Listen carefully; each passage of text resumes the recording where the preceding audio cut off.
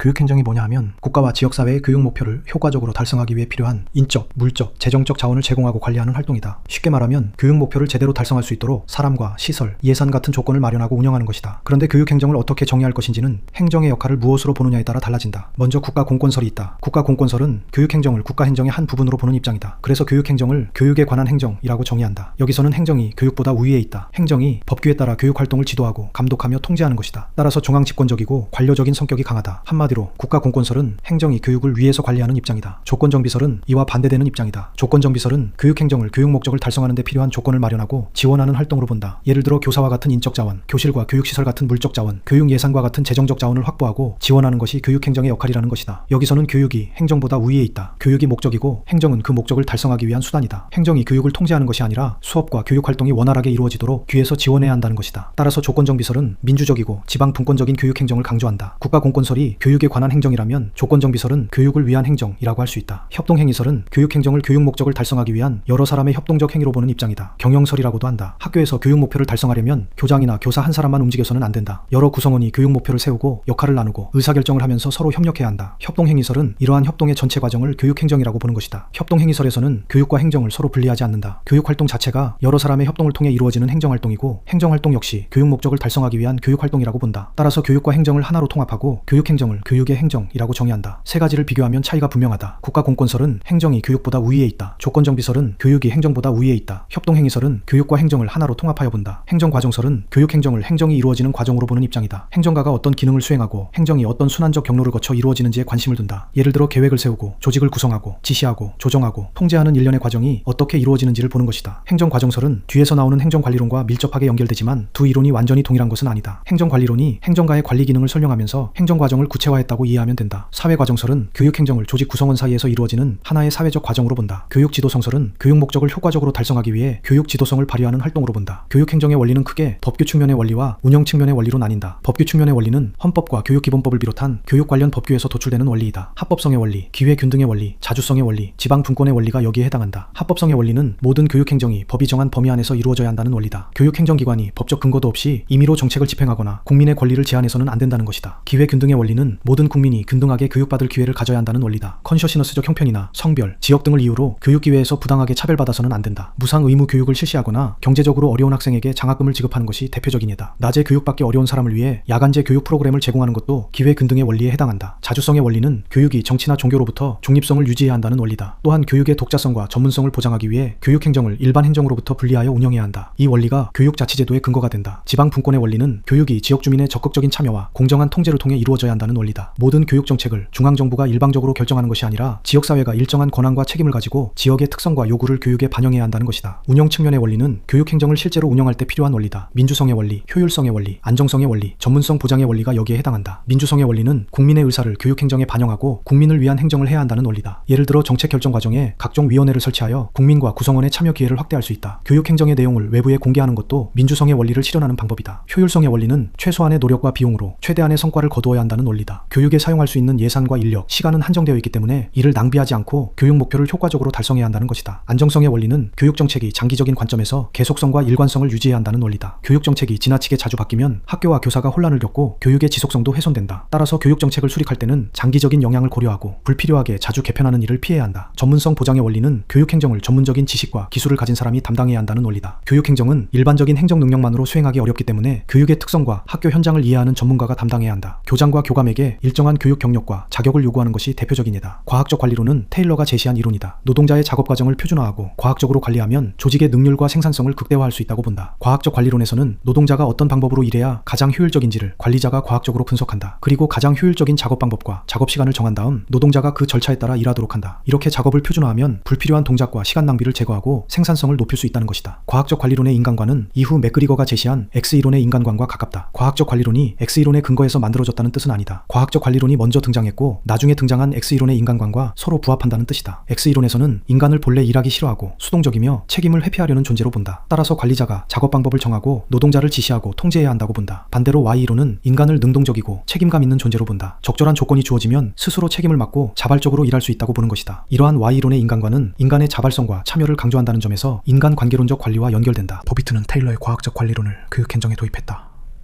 보비트는 먼저 교사가 가르치는 일에만 전념하고 행정 업무는 별도의 행정가가 담당해야 한다고 보았다. 역할을 전문화하여 각자가 맡은 일에 집중하게 하려는 것이다. 또한 가능한 모든 시간에 교육시설을 활용해야 한다고 보았다. 사용하지 않고 비어있는 교실이나 시설이 있다면 그것도 일종의 낭비라고 본 것이다. 그리고 교직원의 작업 능률은 최대로 유지하면서 교직원 수는 최소화해야 한다고 주장했다. 교육활동에서 발생하는 불필요한 절차와 시간 낭비도 최대한 제거해야 한다고 보았다. 과학적 관리론의 장점은 먼저 교육의 효율성을 높일 수 있다는 것이다. 불필요한 업무와 절차를 줄이고 한정된 인력과 예산을 효율적으로 사용할 수 있다. 업무 수행 정도에 따라 성과급을 지급하면 구성원의 동기를 유발할 수도 있다. 또한 학교 업무를 표준화하고 전문화하면 교사가 특정 업무에 집중하면서 관련 기술과 전문성을 높일 수 있다. 하지만 과학적 관리론에는 분명한 한계가 있다. 교육은 공장에서 똑같은 제품을 생산하는 활동이 아니다. 학교 교육은 학생의 전인적인 성장을 목적으로 하고 학생마다 능력과 흥미, 성격과 발달 수준도 다르다. 그런데 교육 목표와 교육 방법을 지나치게 표준화하면 학생의 개성이 무시될 수 있다. 교사에게도 정해진 방법만 따르도록 하면 교사의 자율성과 창의성이 제한된다. 무엇보다 인간을 생산성을 높이기 위한 기계처럼 취급할 위험이 있다. 교육의 공장의 생산 방식처럼 획일적인 방법을 적용하면 교육의 비인간화를 촉진할 수 있다. 결국 과학적 관리론의 가장 큰 문제는 효율성을 지나치게 강조한 나머지 교육의 인간적인 측면을 놓칠 수 있다는 것이다.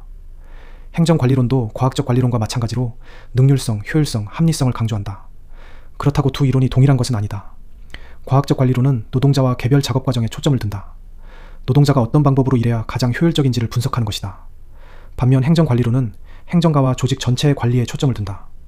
행정가가 조직을 어떻게 계획하고, 조직하고, 지시하고, 조정하고, 통제해야 하는지를 다룬다. 인간관계론은 과학적 관리론이 인간의 감정과 사회적 관계를 충분히 고려하지 못했다는 비판에서 등장했다. 인간관계론은 메이오와 레슬리스버거 등이 호손 공장의 연구를 해석하는 과정에서 발전했다.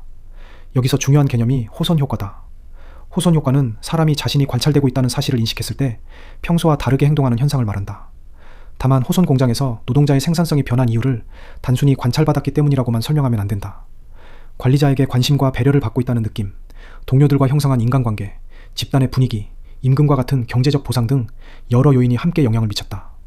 인간관계론은 이 가운데 인간의 사회적, 심리적 측면에 주목한 것이다.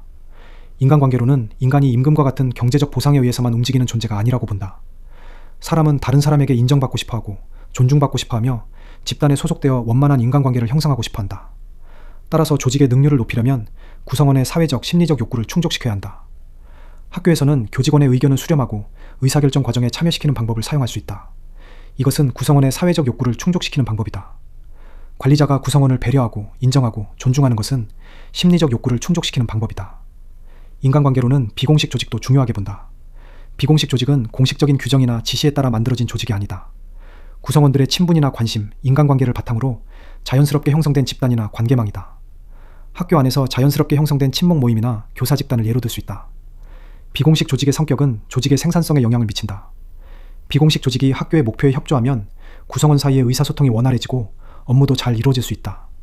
반대로 비공식 조직이 관리자나 학교의 목표와 갈등하면 공식적인 지시가 제대로 실행되지 않을 수도 있다. 따라서 관리자는 비공식 조직을 무조건 억압하거나 무시해서는 안 된다. 비공식 조직의 존재를 인정하고 관리자와 비공식 조직 사이의 관계를 개선해야 한다. 인간관계로는 인간의 감정과 사회적 관계의 중요성을 밝혔다는 의의가 있다. 하지만 인간의 사회적, 심리적 측면을 지나치게 강조하면서 경제적 동기를 과소평가했다는 한계가 있다. 또한 비공식 조직을 중요하게 본 나머지 공식 조직의 역할을 간과했다. 구성원의 만족감과 정서에 집중하면서 조직의 효율성과 합리성을 소홀히 했다는 비판도 받는다. 과학적 관리론과 인간관계론은 서로 반대되는 이론처럼 보이지만 공통점도 있다. 두 이론 모두 조직 외부의 환경보다 조직 내부의 문제에 관심을 두었다. 그리고 접근 방법은 달랐지만 궁극적으로 조직의 생산성과 능률을 높이려 했다는 점도 같다. 과학적 관리론은 작업을 표준화하고 노동자를 통제하여 생산성을 높이려고 했다. 인간관계론은 구성원의 사회적, 심리적 욕구를 충족시키고 원만한 인간관계를 형성하여 생산성을 높이려고 했다. 방법은 서로 다르지만 최종적으로 추구한 것은 조직의 생산성과 능률 향상이었다.